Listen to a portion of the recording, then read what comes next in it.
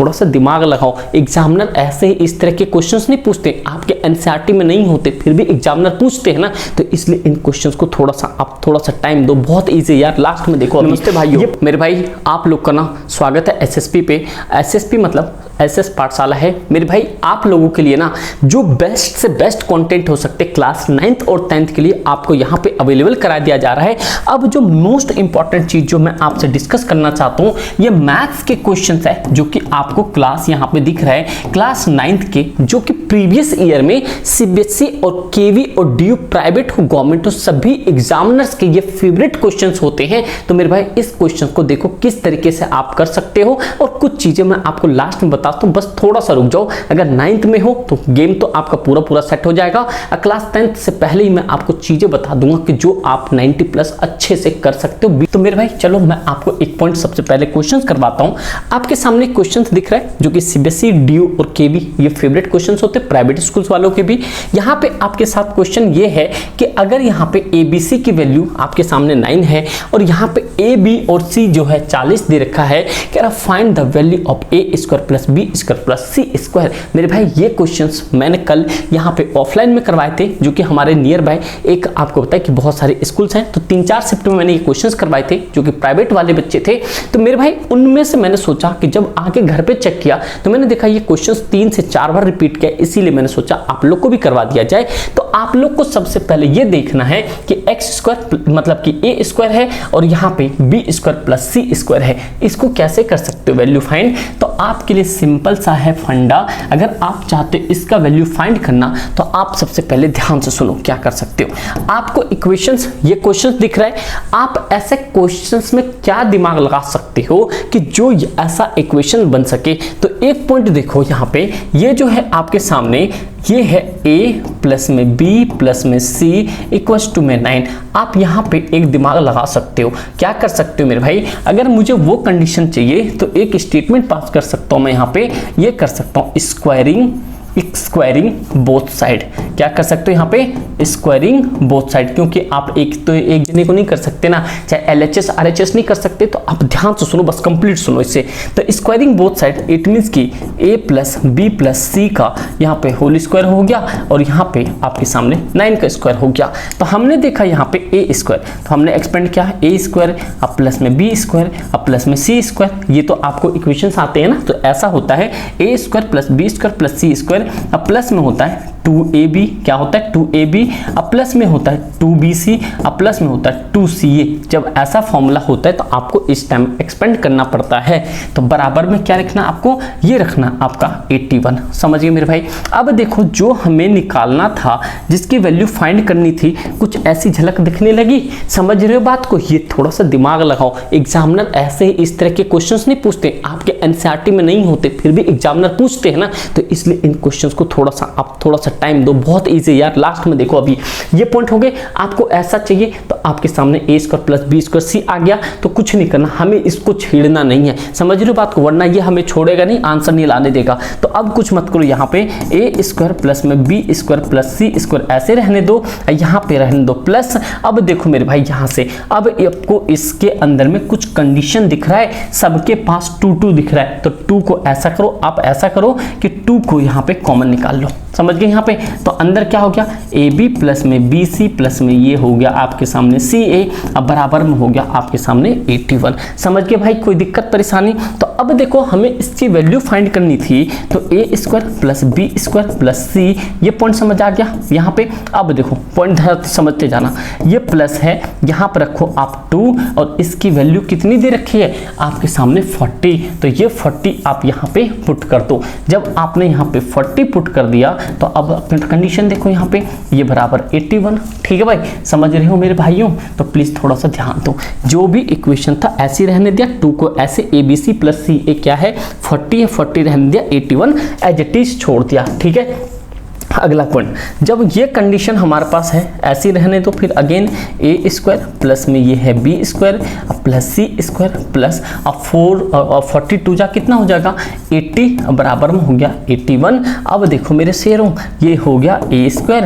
अब प्लस में B square plus c square अब बराबर 81। अब कॉन्स्टेंट नंबर है, इसको उधर शिफ्ट करवा दो, ये होगा हमारे सामने ए स्क्वायर अब plus B square c square equals to में 1। अब आ गया हमारे सामने वैल्यू, क्योंकि वो तो यही कह रहा था भाई फाइंड करके बताओ a प्लस बी मतलब ए square plus B square c square का वैल्यू। तो ये भाई बहुत बार एग्जामिनर ने पूछा है, देखो कुछ भी नहीं था, फॉर्मूला भी कुछ नहीं था, बहुत आसान था, आपने लगाया आपके 3 नंबर पक्के हो गए। तो यही एक फंडा होता है कि आप चीज़ों को कितने अच्छे तरीके से समझते हो। सबसे बड़ी चीज़ है आपकी अंडरस्टैंडिंग लेवल। अगर आप अच्छे लेवल से इन सब क्वेश्चंस को समझ जाते हो तो भाई आपके पूरे 3 नंबर हंस के मिलते हैं। और जानते हो क्लास 9th में स्कोर करना कितना ज़्यादा मतलब कहते हैं ना इंपॉर्टेंट है, क्योंकि इतना बोर्ड का टेंशन नहीं होता, उतना 9th का टेंशन होता है। तो आप लोग टेंशन ना लो, नए हो सब्सक्राइब कर लो, आपके सामने बेस्ट टू बेस्ट एग्जाम के टाइम में भी इंपॉर्टेंट क्वेश्चंस मिलेंगे। और आप लोग कमेंट कर देना और किस चैप्टर का इंपॉर्टेंट क्वेश्चन चाहिए, और आपके इतना 110% पेपर में वही सारी चीज़ें दिखेंगी। आपको विश्वास नहीं है 2022-23 वाले सीजन के प्लेलिस्ट उठा के उनके कमेंट पढ़ सकते हो। अब दूसरा एक क्वेश्चन और है जो कि भाई देखो जो कि आपको एग्जामिनर के फेवरेट क्वेश्चंस दिखते हैं, और ये क्वेश्चन आपके 2022 में भी आए हैं जो लास्ट ईयर फाइनल पेपर हुआ था उनमें, कि जो कि आपको ये फैक्टर करना होता है। क्या करना होता है? फैक्टर करना होता है। एक आता है रूट वाला फैक्टर, वो भी मैं आपको बता दूंगा। तो इस वाले क्वेश्चंस को क्या करना था, बहुत ईजी होता है। अब ध्यान से सुनो, एक पॉइंट ध्यान से सुनना। जब ऐसा कोई फैक्टर होता है, क्या है यहाँ पे 6x² अब प्लस में है 5x - 6, तो आपको क्या करना है यहाँ पे a इंटू सी यहाँ पे लाना है b। कहने का मतलब हो गया, आपको पता है एक स्टैंडर्ड यूनिट होता है कैसा ax² अब प्लस में होता है bx + c। तो आपको चेक करना होता है क्या ये सेम स्टैंडर्ड में है। हाँ देखा भाई ये x² है, यहाँ पे x है, यहाँ पे कांस्टेंट है, कोफिशिएंट से कोई मतलब नहीं है। जब ये चेक कर लेते हो तो आपको देखना है कि a की वैल्यू कितना आपके पास, a की वैल्यू 6 है, c की वैल्यू कितना आपके पास, ये आपके पास 6 है। तो 6 और 6 को किया था कितना हो गया 36 आपका मल्टीप्लाई होगा। इनको ऐसे 2 नंबर में ब्रेक करो जो आपके सामने 5 आ जाए। तो कैसे तोड़ सकते हो ना, 36 को ऐसे कैसे 2 भागों में ब्रेक कर सकते हो, 2 नंबर से मल्टीप्लाई करने पे 36 आए और जो प्लस करने पे आपके पास ये प्लस माइनस करके आपका प्लस का 5 आए। तो एक नंबर क्लिक हो रहा है यहाँ पे 9 4 जा कितना हो रहा है 36। अगर मैं 9 में से 4 घटाता हूँ तो क्या आता है 5 आता, और प्लस का तो प्लस का सेटिस्फाई कर गया। तो मतलब ये 2 नंबर हमारे लिए सेटिस्फाई करता है। x² हो गया अब प्लस में आपके सामने 9x हो गया, अब माइनस में हो गया 4x माइनस हो गया 6। समझ रहे बात को, यहाँ पे वो इक्वेशन मैंने यहाँ पे पुट कर दिया। अब आप यहाँ से पेयर बनाओ और इसको पेयर बनाओ। देखो इनमें से क्या कॉमन ले सकते हो, पहले तो x दिख रहा है, दोनों में x है। फिर आप देखो एक टेबल यहाँ पे 3 वाला कॉमन दिख रहा है, तो हमें यहाँ पे कॉमन निकालते समय गलती मत करना कि यहाँ पे हमने देखा इन दोनों में x कॉमन है तो x को बाहर रख दिया। फिर हमने देखा 6 और 9 में क्या कॉमन हो सकता है, हमने देखा 3 कॉमन हो सकता है। और हमने देखा कितने टाइम, तो अब देखो 3 के टेबल में 6 कितने 2 बार में आता है, 2x था क्योंकि स्क्वायर था, 1x चला गया तो अंदर कितना बचा 1x और प्लस लगाओ।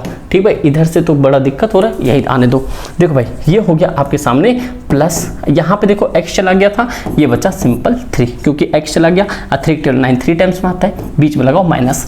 अब देखो यहाँ से क्या कॉमन ले सकते हो, यहाँ से आप सीधा सीधा 2 कॉमन ले सकते हो। क्यों? क्योंकि आपके सामने कुछ तो है नहीं। देखो 2 के टेबल 4 कितने टाइम्स में आता है 2 टाइम्स में, x तो बाहर गया नहीं तो x ऐसे रहेगा।